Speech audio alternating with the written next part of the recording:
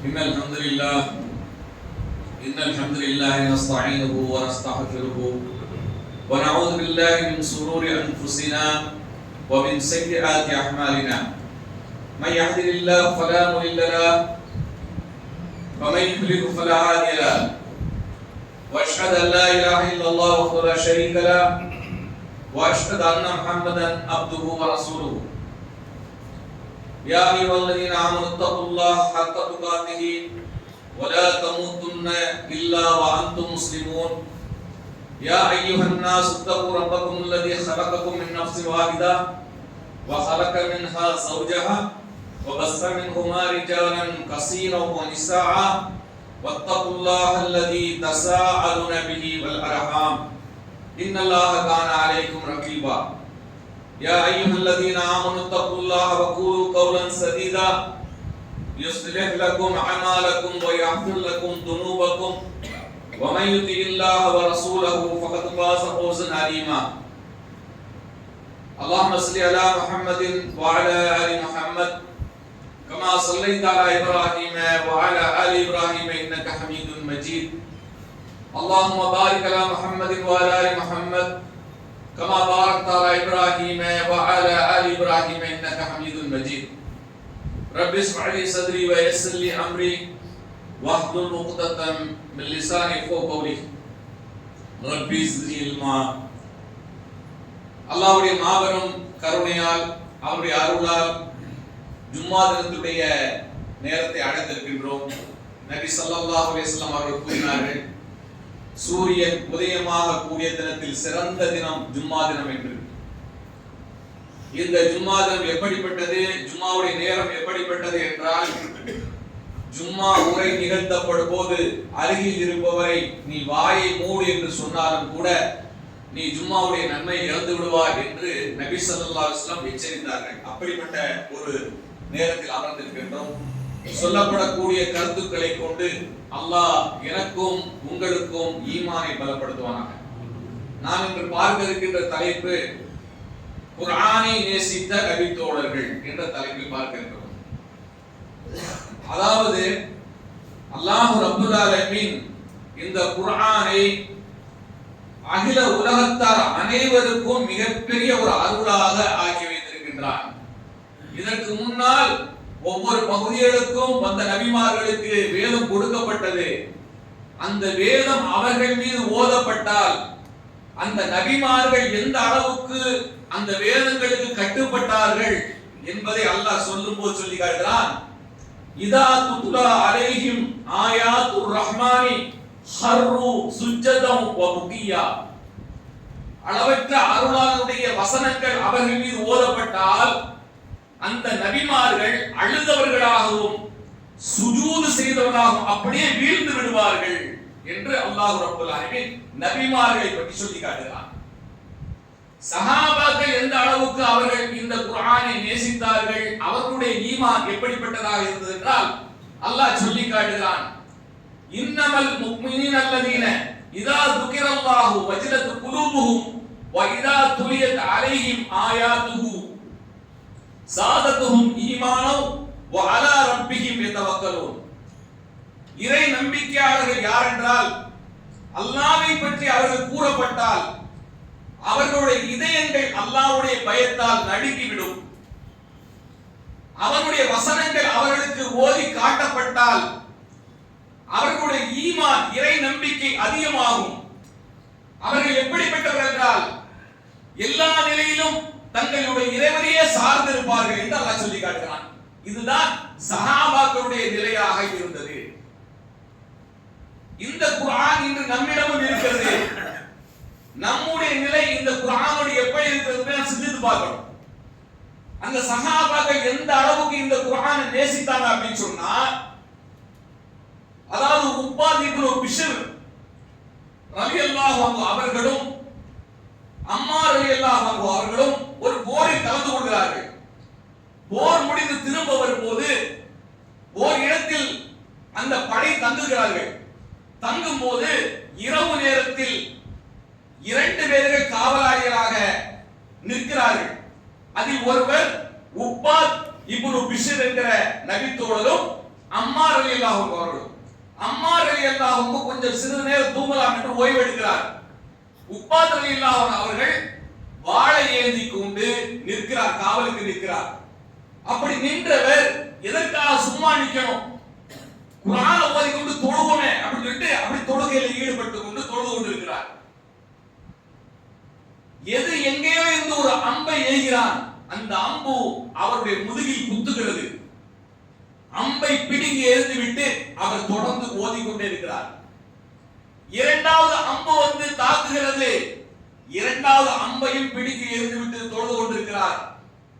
மூன்றாவது அம்பு வந்து அவர் முதுகில் குத்துகிறது, மயக்கம் போட்டு கீழே விழுகிறார். அப்போதுதான் அம்மார் ரலியல்லாஹு அவர்கள் மீது விழுந்த உடனே எழுந்திருச்சு பார்க்கறாங்க. உங்களை இவ்வளவு தூரம் தாக்கும் போது என்ன பண்ணுகிறது என்று எழுப்ப வேண்டியதானே அப்படின்னு கேட்ட போது உப்பாத் ரலியல்லாஹு சொல்றாங்க, என்ன சொல்றாங்க தெரியுமா, நான் தொழுகையில் சூரா கௌஃப் ஓதிக் கொண்டிருந்தேன், அதன் இன்பத்தை விட்டு என்னால் விலக முடியவில்லை. அந்த சூரா கௌஃபுடைய இன்பத்தை விட்டு என்னால் விலக முடியவில்லை. அவ்வளவு இனிமையாக அதை ஓதிக்கொண்டு ரசித்து ரசித்து ஓதிக்கொண்டிருந்தேன். பாருங்க, அம்புகள் தாக்கப்படுகிறது, உடலில் தாக்கப்படுகிறது, ஆனால் அவர்கள் குர்ஆனை ரசித்தார்கள், இன்பமாக நினைத்தார்கள். ஆனால் இன்றைக்கு குர்ஆனை வைத்திருக்கக்கூடிய இந்த சமுதாயம் சுரண்டையற்ற சமுதாயமாக மாறிவிட்டது.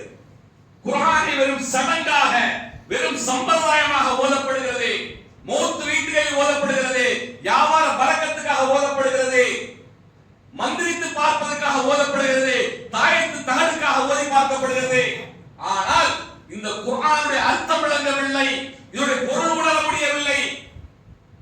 வெறும் சாஸ்திர சம்பிரதாயங்களை படிக்கக்கூடிய ஒரு கிதாபாக குர்ஆனை வைத்துக் கொண்டு சுமந்து கொண்டிருக்கிறோம். ஏடுகளை சுமக்கக்கூடிய கழுதைகளை போன்று வாழ்ந்து கொண்டிருக்கிறோம். அல்லாஹ் நம்மை பாதுகாப்பானாக, அல்லாஹ் நமக்கு ஈமானை பலப்படுத்துவானாக.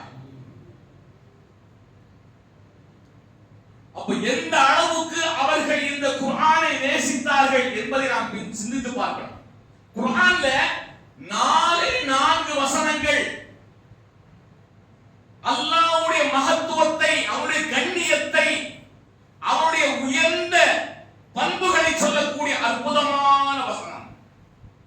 குல் ஹுவல்லாஹு அஹத் அல்லாஹுஸ் ஸமத் லம் யலித் வலம் யூலத் வலம் யகுல் லஹு குஃபுவன் அஹத்.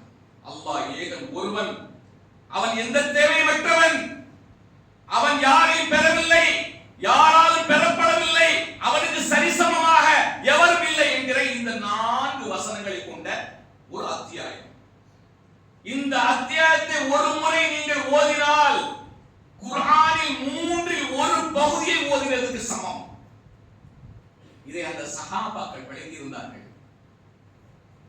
இந்த குர்ஆனுடைய இந்த அத்தியாயத்தை நேசித்த ஒரு நபித்தோழர் ஒரு படைக்கு தலைவராக, தளபதியாக செல்கிறார். அவர்தான் தொழுகை நடத்துகிறார். முதலில் அஹ்லந்து சூரா ஓதுகிறார், அடுத்து துணை சூரா ஓதுகிறார், கடைசியாக குல் ஹுவல்லாஹு அஹத் ஓதுகிறார்.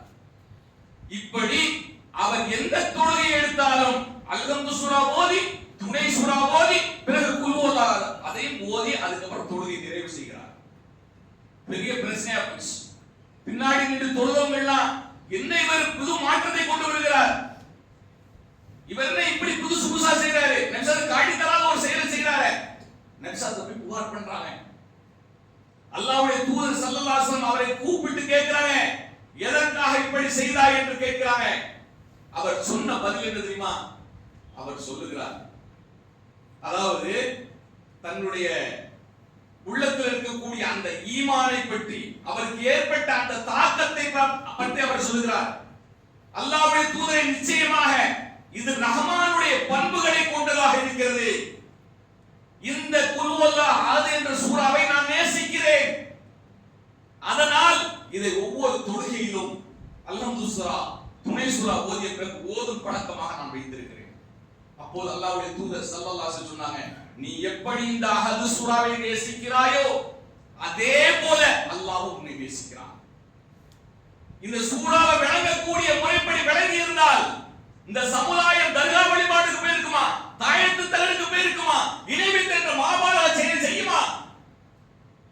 அற்புதமான ஒரு பொக்கிஷத்தை கையில் வைத்துக் கொண்டு, ஆனால் முழுக்க முழுக்க மாற்று மதக்காரர்களை போல நாம் வாழ்ந்து கொண்டிருக்கிறோம். மார்க்கத்தை அறியாத மக்களை போல வாழ்ந்து கொண்டிருக்கிறோம். என்னவென்று சொல்வது நம்முடைய நிலை? அல்லாஹ் நம்மை பாதுகாக்க வேண்டும். அப்போ நம்முடைய நிலை எப்படிப்பட்டதாக இருக்க வேண்டும் என்று சிந்தித்து பார்க்கணும். அதாவது ஒரு விஷயத்தை நீங்க விளங்கிக் கொள்ளுங்க. அபூ லஹப் என்பவன் நபி ஸல்லல்லாஹு அலைஹி வஸல்லம் அவர்களுக்கு மிகப்பெரிய எதிரியாக இருந்தவன். நபி ஸல்லல்லாஹு சொன்னாங்க, அதாவது பத்ர் போர்ல அபூ லஹபுடைய தலை வெட்டப்பட்டு நபி ஸல்லல்லாஹு முன்னாடி கொண்டு காட்டப்படும் போது நபி ஸல்லல்லாஹு சொன்னாங்க, இவன் என்னுடைய காலத்தில் வாழக்கூடிய ஃபிரௌன் அப்படி சொன்னாங்க. ஃபிரௌனுக்கு இணையான ஒரு மனிதனாக அவர் வாழ்ந்தான் நபி ஸல்லல்லாஹு காலத்துல. அவனுடைய மகன் இக்ரிமா ரலியல்லாஹு அன்ஹு இஸ்லாத்தை ஏற்றார். ஈமான் கொண்டு அல்லாஹ்வுக்கும் அல்லாஹ்வுடைய ரசூலுக்கும் கட்டுப்பட்டு போர்க்களங்களில் இறங்கி போர் செய்தார். குர்ஆனை ஓதுவார். பிறகு குர்ஆனை கட்டி அணைத்துக் கொண்டு அழுவார். சொல்லுவார், என்னுடைய ரப் என்னுடைய ரஹ்மான் என் மீது நேசம் கொண்டு எனக்கு இந்த வேதத்தை இறக்கி வைத்தான்.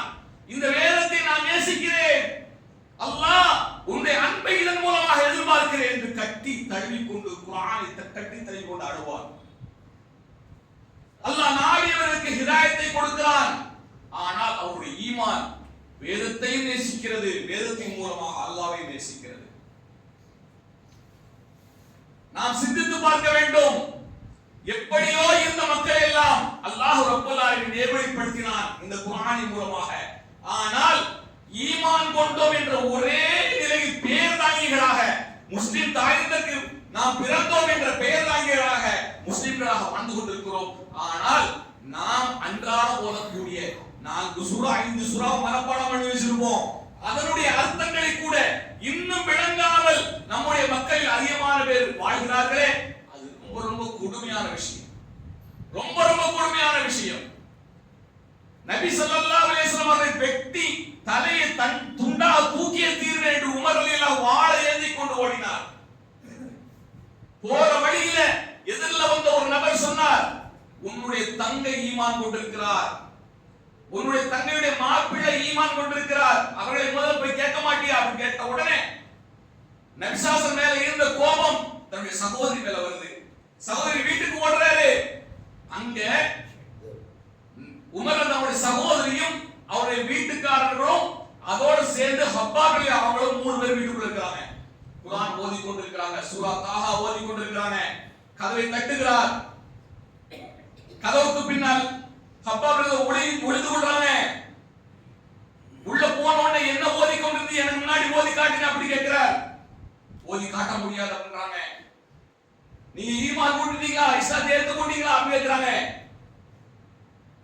எதுவும் சொல்லாம மறுக்கிறாங்க. தன்னுடைய சகோதரி அடித்து விடுகிறார். சகோதரி உடம்புல இருந்து ரத்தம், கண்ணத்துல இருந்து ரத்தம் வடியுது. கவலைப்படுகிறார். பிறகு நான் உங்களை எதுவும் செய்ய மாட்டேன், எனக்கு முன்னால் அந்த வேதத்தை ஓதி காட்டுங்கள். பிறகு சூரா தாஹா ஓதி காட்டப்படுகிறது. 10 வசனங்கள் ஓதும் போதே கண்ணீர் விட்டு அழுகிறார். அந்த வசனம் அவருடைய உள்ளத்தை துளைத்தெடுக்கிறது. உடனடியாக நான் நபியை சந்திக்க வேண்டும், நான் ஈமான் கொள்ள வேண்டும் என்று சொல்லுகிறார். கடைசியில் நபி ஸல்லல்லாஹு அவர்களை சந்தித்து இஸ்லாத்தை ஏற்கிறார். இஸ்லாத்துக்காக தன்னுடைய உயிரை பொருளை அர்ப்பணிக்கிறார் உமர் ரலியல்லாஹு அன்ஹு. இன்று உலகம் பேசுகிறது, பாராட்டி பேசுகிறது, இந்தியா போன்ற நாடுகள் பேசுகின்றது. இந்தியா வல்லரசு நாடாக வேண்டும் என்றால் அதற்கு உமருடைய ஆட்சி வேண்டும் என்று சொல்லப்படுகிறது. எப்படிப்பட்ட உள்ளங்களை எப்படி எல்லாம் இந்த குர்ஆன் மாற்றியது. நம்முடைய உள்ளங்கள் ஏன் இப்படி செத்த பிணம் போல வாழ்ந்து கொண்டிருக்கிறது? நாம் சிந்திக்க வேண்டாமா? நம்முடைய நிலையை இன்னும் மாறாமல் இருக்கிறது. மற்றவர்களுக்கு முன்மாதிரியாக வாழக்கூடிய நாம் இன்னும் பெயர்தாங்கி முஸ்லிம்களாக வாழ்ந்து கொண்டிருக்கிறோம். லிமாத் அஸ்தி என்கிற ஒரு மனிதர் ஏமன் தேசத்தில் இருந்து வருகிறார். அவரிடம் அந்த குறைஷிகள் சொல்கிறார்கள், இந்த முகம்மதுக்கு பின்னால் செல்லாதே, இவர் ஓதுகின்றதை கேட்காதே, இவருக்கு சூனியம் வைக்கப்பட்டிருக்கிறது, இவர் பைத்தியக்காரர் என்று சொல்லப்படுகிறது. நான் பைத்தியங்களை சரி செய்து விடுவேன், சூனியத்தை சரி செய்து விடுவேன், நான் முகமதை சந்தித்து நான் பேசுகிறேன் என்று சொல்லிவிட்டு இந்த லிமாத் அஸ்தி என்பவர் சொல்லுகிறார், முகம்மதே உமக்கு சூனியத்தால் ஜின் கோளாறு ஏற்பட்டதாக நான் நினைக்கிறேன், மக்கள் எல்லாம் அப்படி பேசிக் கொள்கிறார், அப்படி ஏதாவது இருந்தா சொல்லுங்க, உங்களை சரி பண்ணிடலாம், நான் அதுக்கு வைத்தியம் பார்ப்பேன், நான் முயற்சி பார்ப்பேன். அப்போ நபி ஸல்லல்லாஹு அலைஹி வஸல்லம் இன்னல் ஹம்துலில்லாஹி நஸ்தஈனுஹு வ நஸ்தக்ஃபிருஹு வ நஊது பில்லாஹி மின் ஷுரூரி அன்ஃபுஸினா வ மின் ஸய்யிஆத்தி அமாலினா மை யஹ்தில்லாஹு ஃபலா முதில்ல லஹு வ மை யுத்லில் ஃபலா ஹாதிய லஹு. அப்படி சொன்ன உடனே நீங்க சொன்ன வார்த்தையை திரும்ப சொல்லுங்க.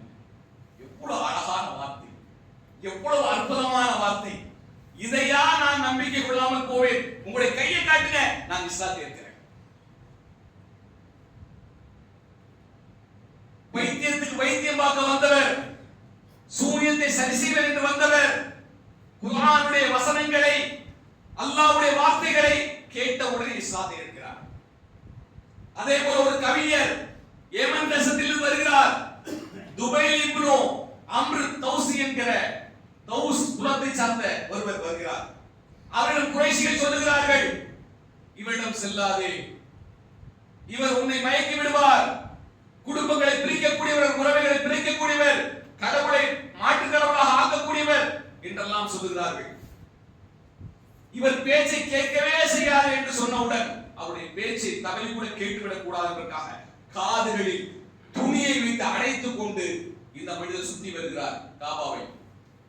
ஒரு கட்டத்தில் நபி ஸல்லல்லாஹு அலைஹி வஸல்லம் ஓதி கொண்டிருக்கும் போது இவருடைய மனசுல ஓடுது, என்ன ஓடுது? நாம தான் எல்லாத்தையும் சரி பார்க்கக்கூடிய அளவுக்கு நல்ல அறிவு படைச்சவன் தானே, நமக்கு தான் நிறைய கவிதைகள் தெரியுமே, இவர் என்ன சொல்றாரு ஒரு தடவை கேட்போம், அது சரியா இருக்கா இல்லையான்னு கேட்போம் அப்படின்னு காதுல உள்ள துணியை எடுத்துக்கொண்டு நபி ஸல்லல்லாஹு அலைஹி வஸல்லம் ஓதுவதை கேட்கிறார். கேட்ட உடனே நபி ஸல்லல்லாஹு அலைஹி வஸல்லம் தொழுது முடித்த உடனே இஸ்லாத்தை ஏற்கிறார். அன்பான சகோதரர்களே, குர்ஆன் என்பது உயிரோடு வாழக்கூடிய ஒரு கிதாப். நீங்கள் அல்லாஹ்வோடு பேச வேண்டும் என்று ஆசைப்பட்டால் நீங்கள் தொழுகையில் நில்லுங்கள், நீங்கள் அல்லாஹ்வோடு பேசலாம், அல்லாஹ் உங்களுக்கு பதிலளிப்பான். அல்லாஹ் உங்களோடு பேச வேண்டும் என்று நீங்கள் விரும்பினால் குர்ஆனை புரட்டி பாருங்கள், உங்களுடைய உள்ளத்தோடு அல்லாஹ் பேசுவான். உங்களுடைய உள்ளத்தில் எழும்பக்கூடிய ஒவ்வொரு கேள்விகளுக்கும் பதில் சொல்வான். எந்த கவலையாக இருந்தாலும் சரி, எந்த கஷ்டமாக இருந்தாலும் சரி, எப்படிப்பட்ட நெருக்கடியில் நீங்கள் வாழ்ந்தாலும் சரி, உங்களுடைய உள்ளத்துக்கு அமைதியை கொடுக்கும் இந்த குர்ஆன். உங்களுடைய உள்ளங்களை சீர்படுத்தும், உலக வாழ்க்கை அனைத்து துன்பங்களிலிருந்து உங்களை பாதுகாக்கும் இந்த குர்ஆன். அதனுடைய அறிவுரைகள், அதனுடைய வசனங்கள், அதில் உள்ள ஆழமான கருத்துக்கள் நம்முடைய உள்ளத்துக்கு அமைதியை கொடுக்கும். எப்போது நாம் குர்ஆனை புறக்கணிக்கின்றோமோ, எப்போது நாம் குர்ஆனுடைய விஷயத்தில் அலட்சியமாக போகிறோமோ, அப்போது அல்லாஹ் நம் மீது ஒரு ஷைத்தானை நியமித்து விடுவான். அந்த ஷைத்தான் நம்மை வழிகேட்டின் பக்கமாக கொண்டு சென்று கடைசியில் நரகத்தில் தள்ளி விடுவான். இதை நாம் விளங்கிக் கொள்ள வேண்டும். அதாவது உசைத் பின் ஹுலைர் என்கிற நபித்தோழர்கள் குர்ஆனை எப்படி நேசித்தார்கள் என்பதுதான் தலைப்பு. உசைத் பின் ஹுலைர் என்கிற நபித்தோழர் ஒரு முறை என்ன செய்கிறார் என்றால், தன்னுடைய வீட்டு புத்தகத்துல உட்கார்ந்து குர்ஆனை ஓதிக் கொண்டிருக்கிறார். ஓதிக் கொண்டிருக்கும் போது பக்கத்துல குதிரை ஒன்று, அவருடைய குதிரை கட்டி வைக்கப்பட்டிருக்கிறது. அவருடைய மகன் யஹியா என்ற குழந்தை பக்கத்துல தூங்கிக் கொண்டிருக்கிறது. இவர் குர்ஆன் ஓதிக் கொண்டிருக்கிறார். திடீரென அந்த குதிரை மிளறுகிறது. உடனே குர்ஆன் ஓதுவதை நிறுத்தி விடுகிறார். கொஞ்ச நேரத்தில் அது சாந்தமா இருக்கும்போது மறுபடியும் ஓத ஆரம்பிக்கிறார். திரும்பவும் அந்த குதிரை மிளறுகிறது. அப்போ வானத்தை நோக்கி மேல பார்க்கிறார். அவருக்கு தலைக்கு மேல வட்டமாக ஒளி விளக்குகள் அப்படியே ஜொலித்துக் கொண்டு போல அப்படி மின்னு கொண்டிருக்கு, அப்படி மின்னி கொண்டிருக்கு. அதை பார்த்துட்டு திரும்பவும் குர்ஆன் ஓதுறாரு. அந்த ஒளி கொஞ்சம் கொஞ்சமா மேல இருந்து கீழே இறங்கி வந்து கொண்டே இருக்கு. மறுபடியும் அந்த குதிரை வந்து தன்னுடைய முன்னங்காலை தூக்கி அப்படி கணக்குது. அப்ப இவர் பயப்படுறாரு, குழந்தை எங்க மிதிச்சிருவோம் அப்படின்னு தன்னுடைய குழந்தை பாதுகாப்பை எடுத்துக்கொண்டு குர்ஆனை ஓதுறதை நிறுத்தி விடுகிறார். அந்த ஒளி கீழே இறங்கி வந்தது, அப்படி படிப்படியா மேல போய் அப்படி மறைஞ்சிச்சு. காலையில் நபி ஸல்லல்லாஹு அலைஹி வஸல்லம் அவர்களிடம் வந்து சொல்லுகிறார். அப்போது நபி ஸல்லல்லாஹு அலைஹி வஸல்லம் அவர்கள் கூறினார்கள், நீ ஓதக்கூடிய உன்னுடைய குரலை கேட்டு நெருங்கி வந்த மலக்குமார்கள் அவர்கள், நீ தொடர்ந்து ஓதிக்கொண்டே இருந்தால் அந்த மலக்குமார்களை அந்த ஒளி உன்னை விட்டு விலகி இருக்காது, மற்ற மக்களும் அதை பார்த்திருப்பார்கள் என்று அல்லாஹ்வுடைய தூதர் ஸல்லல்லாஹு அலைஹி வஸல்லம் சொன்னாங்க. அது மட்டுமில்ல, அந்த குர்ஆன் ஓதிய காலத்தால் உன் மீது இறங்கிய அமைதியும் அருளும் தான் அது என்று சொன்னாங்க. சுப்ஹானல்லாஹ். அப்ப குர்ஆன் ஓதினால் உங்களுடைய உள்ளங்களுக்கு அமைதி கிடைக்கும், நிம்மதி கிடைக்கும். நீங்க பாருங்க, தான் உள்ள நல்ல ஓதணும் ஆசைப்படுறாங்க, தன்னுடைய மனைவி குர்ஆன் ஓதணும் ஆசைப்படுறாங்க. ஆனால் எத்தனை வயதாகியும் கூட இன்னும் குர்ஆனை புரட்டாத எத்தனை தந்தைமார்கள், எத்தனை பேர், அல்ஹம்து சூராவுக்கு அர்த்தம் தெரியாத மக்கள் எத்தனை பேர், குல் அஊது பிரப்பின் நாஸ், குல் அஊது பிரப்பில் ஃபலக் அதனுடைய அர்த்தம் தெரியாத மக்கள் எத்தனை பேர், வைலுல் லில் முஸல்லீன் அல்லதீன ஹும் அன் ஸலாத்திஹிம் சாஹூன். அந்த கவனமற்ற தொழுகையாளிக்கு கேடு உண்டாகட்டும், அவன் தொழுகையில் நின்றால் சோம்பேறியாக இருக்கிறான், பிறருக்கு காட்டுவதற்காக தொழுகிறான் என்ற வசனத்தை ஒருவன் சோம்பேறியாக நின்று கொண்டே தொழுகிறான், அந்த வசனத்தை ஓதுகிறான், அல்லாஹ்வுடைய சாபத்தை பெற்றவனாகவே தொழுது முடித்து விட்டு செல்கிறான். எப்படிப்பட்ட நிலையில் இருக்கிற பாருங்க இந்த சமுதாயம். அல்லாஹ் நம்மை பாதுகாக்க வேண்டும். குர்ஆனை உணர்ந்து கொள்ளுங்கள், அதை தெரிந்து கொள்ள ஆசைப்படுங்கள். இந்த உலகத்தில் அதை விட விலை மதிப்பு மிக்க பொருள் வேறு எதுவும் கிடையாது. அதுதான் உங்களை சொர்க்கத்தில் கொண்டு போய் சேர்க்கும். அதை விட்டுவிட்டால் நிச்சயமாக அதை விட கை சேதம் வேறு ஒன்றுமே இல்லை என்பதை புரிந்து கொள்ளுங்கள். அதாவது அம்ர் பின் சலமா என்கிற நபித்தோழர் அவர் சொல்லுகிறார், என்னுடைய தந்தை எங்களுடைய சமுதாயத்துக்கு வந்து நபி ஸல்லல்லாஹு அலைஹி வஸல்லம் அவரை சந்தித்து விட்டு எங்களிடம் வருகிறார். வந்து என்னுடைய தந்தை கூறினார், குர்ஆனை யார் நன்கு ஓத தெரிந்திருக்கிறார்களோ அவர்கள் உங்களுக்கு இமாமாக நின்று தொழ வைக்கட்டும் என்று நபி ஸல்லல்லாஹு அலைஹி வஸல்லம் சொன்னாங்க. அப்படி சொல்லி என்னுடைய தந்தை கூறினார்கள். அப்போது எனக்கு வயது 8. நான் தான் குர்ஆனை அதிகம் ஓதி தெரிந்தவனாக இருந்தேன். நானே என் சமூகத்து மக்களுக்கு இமாமாக நின்று தொழ வைத்தேன். எனக்கு ஆடை கூட சரியா அணிய தெரியாது, ஆடை கூட சரியான ஆடை கிடையாது. தொழுது முடித்த உடனே எனக்கு ஒரு ஆடை அன்பளிப்பாக கொடுக்கப்பட்டது, அது எனக்கு மிக கண்குளிர்ச்சியாக இருந்தது என்று சொல்கிறார்.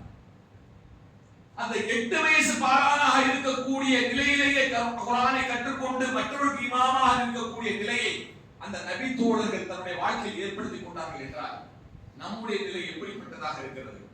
80 வயசாகியும் கூட குர்ஆனை பற்றிய சிந்தனை இல்லை, குர்ஆனை பற்றிய அறிவு இல்லை. ஆனால் மௌலூத் ஓதக்கூடிய வைபவங்களில், திக்ர் செய்யக்கூடிய வைபவங்களில் கலந்து கொண்டு அதில் அல்லாஹ்வுடைய அருளை எதிர்பார்க்கிறோம். எப்படி இறங்கும்? அல்லாஹ்வுடைய ரஹ்மத் எப்படி வரும்? வெறும் யாசீனை மட்டும் மனப்பாடம் பண்ணி வச்சு அதை மட்டுமே ஓதக்கூடிய மக்கள் எத்தனை பேர் தெரியுமா? மன்சில் ஒரு கிதாப் இருக்கு, அதை மட்டும் எடுத்துக்கொண்டு அது எதுக்காக ஓதுறாங்க? வியாபாரத்துக்காக, நோய் நொடி நீங்குவதற்காக, அது என்னென்ன இதெல்லாம் போட்டிருக்கோ அதன்படி நம்ம செயல்பட்டா நமக்கு எல்லாமே கிடைக்கும் அப்படின்னு நினைக்கிறாங்க. அப்ப நம்முடைய சுயநலம், இந்த உலக ரீதியாக என்ன லாபம் கிடைக்கும்னு நம்ம எதிர்பார்க்கிறோம். குர்ஆன் மூலமாக அந்த குர்ஆனை விளங்கி நம்முடைய வாழ்க்கையில கடைபிடிக்கிறது என்கிற அறிவு நமக்கு இல்லை. நபி ஸல்லல்லாஹு அலைஹி வஸல்லம் எப்படி வாழ்ந்தாங்க என்று தாவீன்கள் வந்து கேட்கிறாங்க. அன்னை ஆயிஷா ரலியல்லாஹு அன்ஹா வந்து கேட்கிறாங்க, நபி ஸல்லல்லாஹு அலைஹி வஸல்லம் எப்படி வாழ்ந்தாங்க அன்னையே அப்படி கேட்கும்போது நபி ஸல்லல்லாஹு சொல்றாங்க, ஆயிஷா வந்து சொல்றாங்க, என்ன சொல்றாங்க? நபி ஸல்லல்லாஹு அலைஹி வஸல்லம் குர்ஆனாவே வாழ்ந்தாங்க. எப்படி சொல்றாங்க? நபி ஸல்லல்லாஹு அலைஹி வஸல்லம் குர்ஆனாவே வாழ்ந்தாங்க என்று சொல்றாங்க. குர்ஆன் என்பது ஒரு வாழ்க்கை திட்டம். நம்முடைய வாழ்க்கை எப்படி அமைய வேண்டும் என்கிற எல்லா வழிகாட்டுதலும் அதில் இருக்கிறது. அதில் தான் சொர்க்கத்துக்கு வழிகாட்டுதல் இருக்கிறது, இந்த உலகத்துக்கு வழிகாட்டுதல்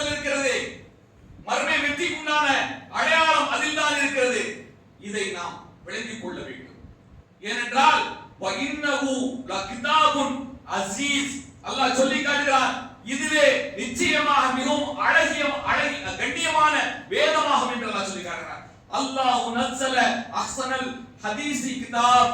அல்லாஹ் மிக அழகான செய்தியை உங்களுக்கு வேதமாக தந்திருக்கிறான். சாதாரண பொய்யான விஷயம் கிடையாது, தரங்கெட்ட செய்திகள் கிடையாது, அழகான செய்திகளை உங்களுக்கு அல்லாஹ் வேதமாக தந்திருக்கிறான், குர்ஆனாக தந்திருக்கிறான். இதை ஏன் நீங்க படிக்க மாட்டேங்கிறீங்க? இதை ஏன் நாம உணராம இருக்கிறோம்? மற்ற மக்களுக்கு வேதம் கொடுக்கப்பட்டது, அந்த வேதங்கள் எல்லாம் காலாவதி ஆகிவிட்டன. ஆனால் இன்றைக்கும் அந்த கிதாபுகளை, அந்த வேதங்களை அவர்கள் மதித்துக் கொண்டு அதை ஒவ்வொரு நாளும் ஓதுகிறார்கள், படிக்கிறார்கள், மற்ற மக்களுக்கு பரப்புகிறார்கள். ஆனால் உண்மையான சத்திய வேதத்தை கொண்ட, உண்மையான கண்ணியமிக்க வேதத்தை கொண்ட இந்த சமுதாயம், இந்த இஸ்லாமிய சமுதாயம் குர்ஆனை தலைவணியாக வைத்துக் கொண்டு உறங்கிக் கொண்டிருக்கிறது. அப்ப எந்த அளவுக்கு நாம் மார்க்கத்தை விட்டு தூரமாக விலகி நிற்கிறோம்? நாளை மறுமையில என்ன பதில் சொல்ல போகிறோம்? அல்லாஹ்வை பயந்து கொள்வோமாக, அல்லாஹ்வுக்கு நன்றி செலுத்தக்கூடியவர்களாக, குர்ஆனோடு அழகிய முறையில் நம்முடைய வாழ்க்கையை அமைத்து மறுமையில் வெற்றி பெறக்கூடிய மக்களாக அல்லாஹ் நம் அனைவரையும் ஆக்கி அருள் புரிவானாக.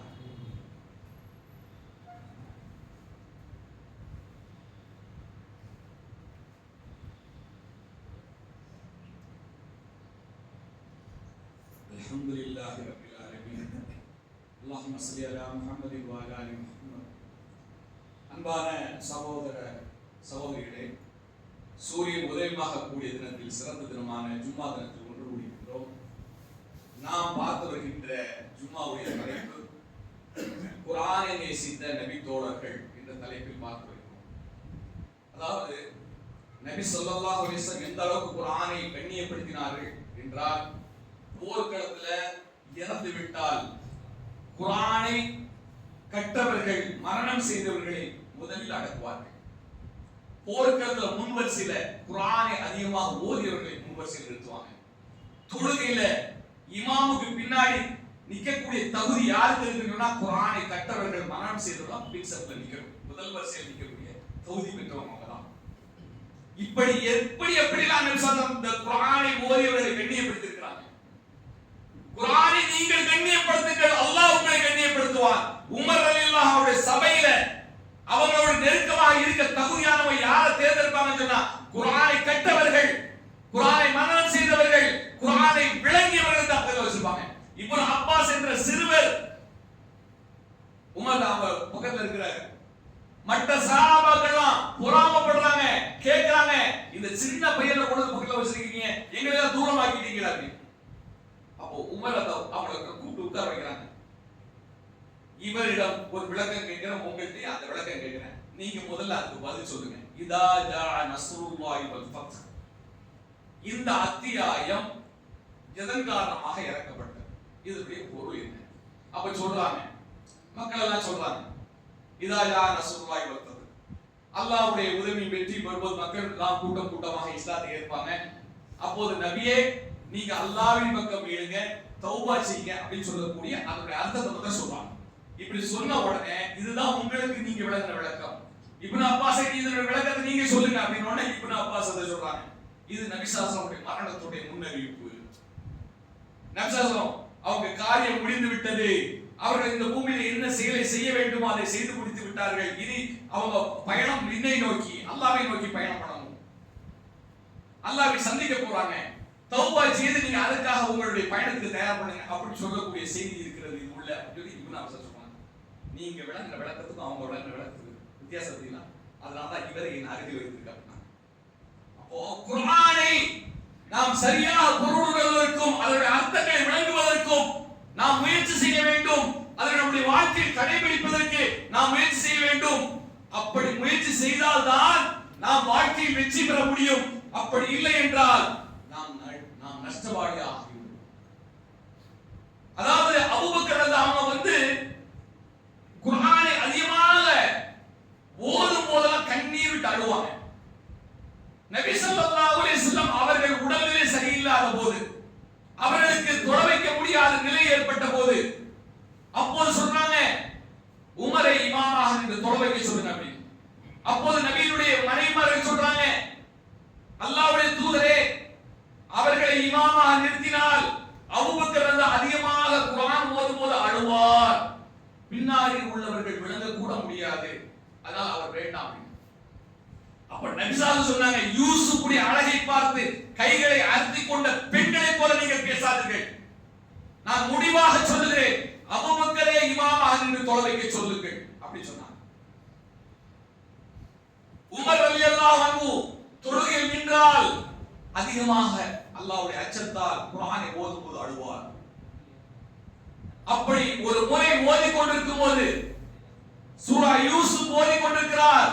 இன்னமா அஷ்கு பஸ்ஸி வ ஹுஸ்னி லல்லாஹ் என்ற வசனம், அதாவது யாக்கூப் அலைஹிஸ்ஸலாம் என்னுடைய கவலையையும் என்னுடைய சஞ்சலத்தையும் அல்லாஹ்விடம் முறையிடுகிறேன் என்று சொல்லக்கூடிய வசனம். அப்படி ஓதும்போது அப்படியே மயக்கம் போட்டு கீழே விழுந்து விடுகிறார். குர்ஆனுடைய தாக்கம் அவருடைய உள்ளங்களில் எப்படி இல்லாமல் செய்தது. நபி ஸல்லல்லாஹு அலைஹி வஸல்லம் தொழுகை நின்று ஓதும்போது அவர்கள் குலுங்கி குலுங்கி அழுவார்கள்.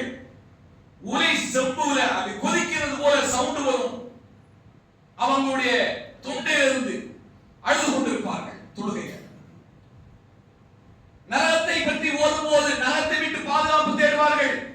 சொர்க்கத்தை பற்றி ஓதும்போது சொர்க்கத்தை ஆதரவித்து துஆ செய்வார்கள். பாவ மன்னிப்பு வசனம் வரும்போது பாவ மன்னிப்பு தேடுவார்கள். ஆனால் நமக்கு என்ன ஓதுறோனே தெரியாது. என்ன ஓதுறோனே தெரியாம ஓதிக்கொண்டிருக்கிறோம்.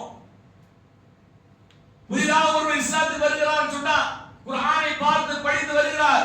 ஈமான்ல தன்னுடைய வளர்ச்சியை உறுதியை பலப்படுத்திக் கொள்கிறார். ஆனால் எத்தனை வயதானாலும் சரி குர்ஆனை புரட்ட மாட்டேன், எனக்கு தெரிந்ததை வச்சே நான் என்னுடைய வாழ்க்கையை கடைபிடித்துக் கொள்வேன், எனக்கு உபதேசம் தேவையில்லை, எனக்கு யார் வழிகாட்ட தேவையில்லை அப்படி சொல்லக்கூடிய மமதையில நாம் வாழ்ந்து கொண்டிருக்கிறோம். அல்லாஹ் நம்மை பாதுகாப்பானாக.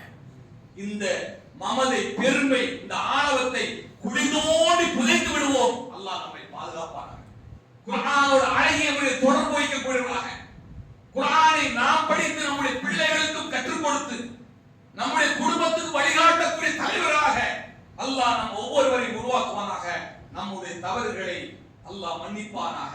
தொடர்ந்து வரக்கூடிய காலத்தில் குர்ஆனோடும் நபி வழியோடும் நம்முடைய வாழ்க்கை அமைத்து இம்மையிலும் மறுமையிலும் வெற்றி பெறக்கூடிய பாக்கியத்தை அல்லாஹ் ரப்பல் ஆலமீன் நமக்கு தந்தருவானாக.